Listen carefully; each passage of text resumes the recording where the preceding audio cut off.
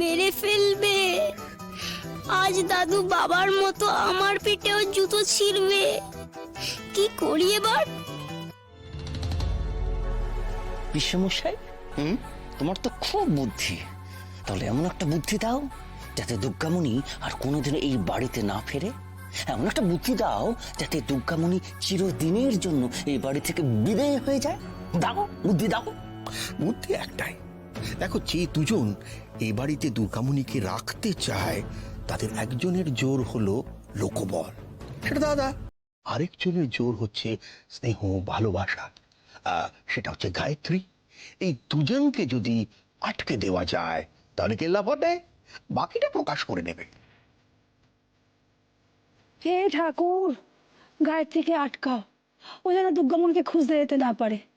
আর বাচ্চুর বাবাও, ও যেন কোনোদিনও কোনোভাবে দুর্গামণিকে খুঁজে না পায়। বৌদি, আপনি যতই ঠাকুরকে ডাকুন না কেন, আমার মন বলছে যে আপনি যেটা বলছেন সেটা হবে না। এই, তোমার মুখে সবসময় অলক্ষণের কথা, তাই না? আরে বাবা, আপনি যেটা বলছেন সেটা হলে তো খুব ভালো হতো, কিন্তু হবে না। মা, মা শোনো, বাবাকে তুমি আটকাবে আর ওই গায়ত্রীকে আমি। এই শোন, তুই তোর বউকে আটকা। দেখছিস না গায়ত্রীর সাথে কিরকম ষড়যন্ত্র করছে? আর তোর ছেলেটাও হয়েছে বলিয়ারি, ওদের সঙ্গে গিয়ে জুটেছে। এই এই এই, এই চমচমকে ওর মা তখন কানে কানে কি বলছিল? Plan, plan? একটা প্ল্যান করছে। প্ল্যানটা জানতে পারলে ভেস্তে দিতে হবে।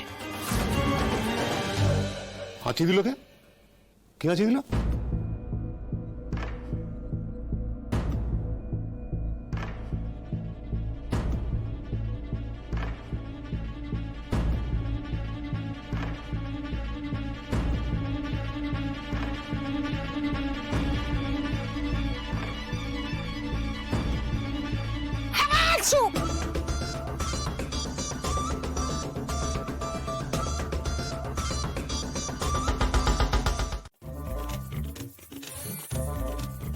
কিরে, কখন ঢুকেছিস খাটের তলায়?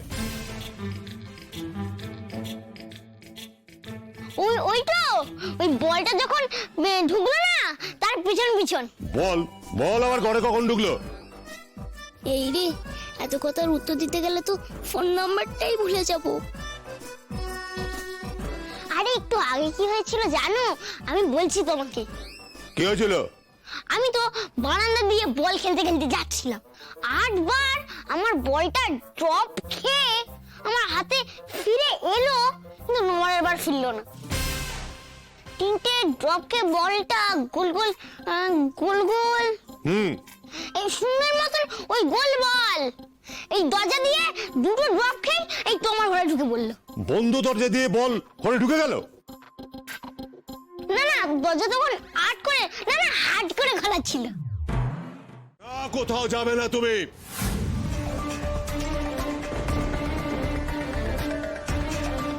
আমি যখন বলছি তুমি কোথাও যাবে না।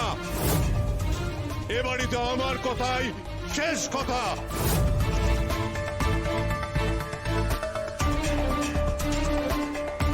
আজ আমার যাওয়া কেউ আটকাতে পারবে না বাবা। আজ আমি যাবই।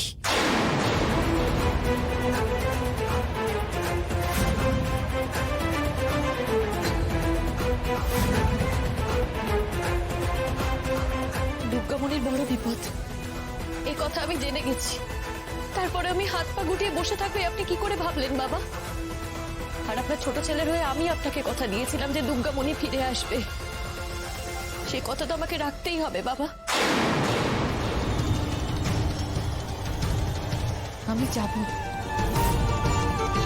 যেতে দিন আমায়।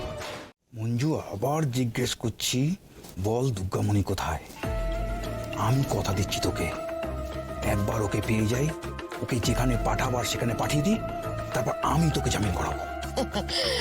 তারক, তুই না বলিস যে আমাদের এই লাইনে ধার বাকিতে কোনো কাজ হয় না? এক হাতে টাকা নেব আর এক হাতে জিনিস দেবো।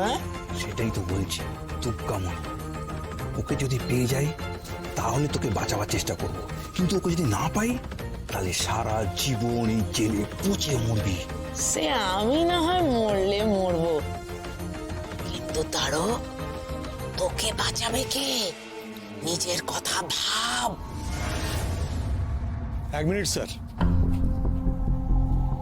আসলে ওই অফিসারের সঙ্গে যদি একটু কথা বলে নিতেন। আসলে আমরা থানায় খবর দিয়েছিলাম তো, মানে ওই FIR করেছিলাম, আর উনি শুনেছেন যে আপনি ওকে উদ্ধার করেছেন, তাই মানে একটু যদি কথা বলে নেন, বেশি সময় লাগবে না, মাত্র 2 মিনিট।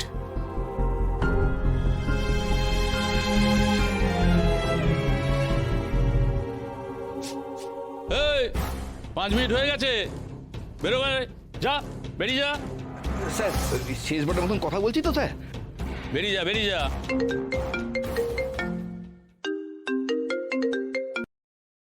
হ্যালো, হ্যাঁ বলুন, দুর্গামণি পৌঁছে গেছে? হ্যাঁ হ্যাঁ স্যার, উনি পৌঁছে দিয়ে গেছেন, একটু আগেই এসেছেন। বাহ, ভালোই হয়েছে, আশ্রমে মেয়ে ফিরে এসেছে, ভালোই তো হলো। দুর্গামণি আশ্রমে? তারক, তারক শোন, আমার কথা শোন তারক। পচে মর এবার তুই সারা জীবন জেলে। শোন, আমার কথা শোন। আমি কিন্তু তোর সঙ্গে অনেকগুলো কাজ করেছি তারক। হ্যাঁ, কিন্তু অ্যাডভান্স নিয়ে তো তুই শেষ কাজটা করিস নি। টাকা হজম করে বসে আছিস, তোর বাড়ির লোকের থেকে আমি টাকা আদায় করে ছাড়বো।